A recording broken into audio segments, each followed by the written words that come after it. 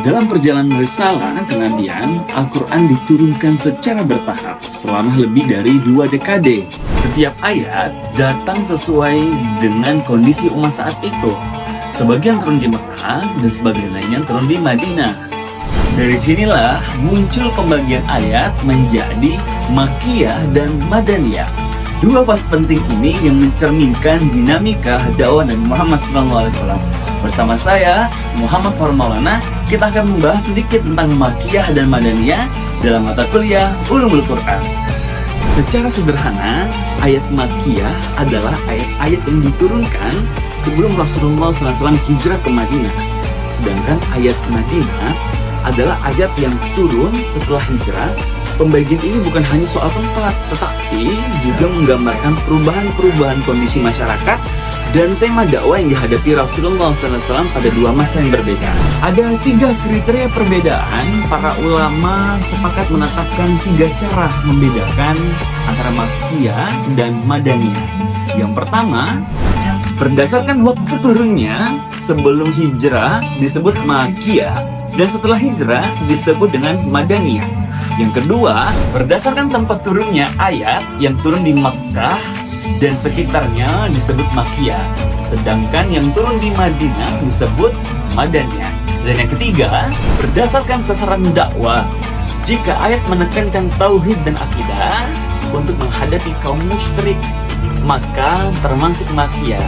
Jika menekankan hukum dan kehidupan sosial umat Islam, maka termasuk dalam Madaniyah. Teman-teman tahu ada ciri-ciri ayat dari Makkiyah. Ayat-ayat Makkiyah memiliki gaya bahasa yang kuat, singkat, dan menyentuh hati. Tema utamanya adalah tauhid, keimanan, hari akhir, dan peringatan terhadap kemusyrikan. Ciri lainnya antara lain, pertama, mengandung seruan, ya ayuhan nas, artinya wahai manusia. Yang kedua, tidak memuat hukum-hukum syariat yang rinci. Dan yang ketiga, banyak menceritakan kisah nabi-nabi terdahulu sebagai pelajaran bagi umat. Contohnya, surah-surah seperti Al-Mudaththir, Al-Qiyamah, dan Al-Lail merupakan contoh kuat dari ayat Makkiyah, menekankan keesaan Allah dan keagungan hari pembalasan. Ada ciri-ciri ayat Madaniyah, di antara lain adalah sementara ayat Madaniyah pertama kita jelaskan turun ketika umat Islam telah membentuk komunitas di Madinah. Nah, tema utamanya lebih kompleks, membahas hukum-hukum, sosial, ekonomi, jihad, serta hubungan antar umat beragama. Ciri khasnya di antara lain adalah pertama, mengandung seruan ya ayyuhallazina amanu. Yang kedua, menetapkan hukum ibadah, muamalah, dan perundangan Islam.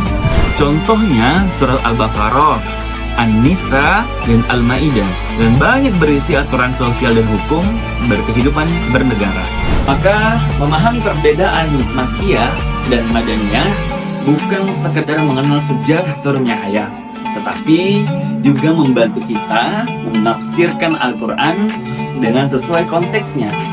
Dengan mengetahui di mana dan kapan ayat diturunkan, kita dapat meresapi makna wahyu secara lebih utuh, memahami bahwa Al-Quran hadir untuk membimbing manusia di setiap zaman dan dimanapun berada.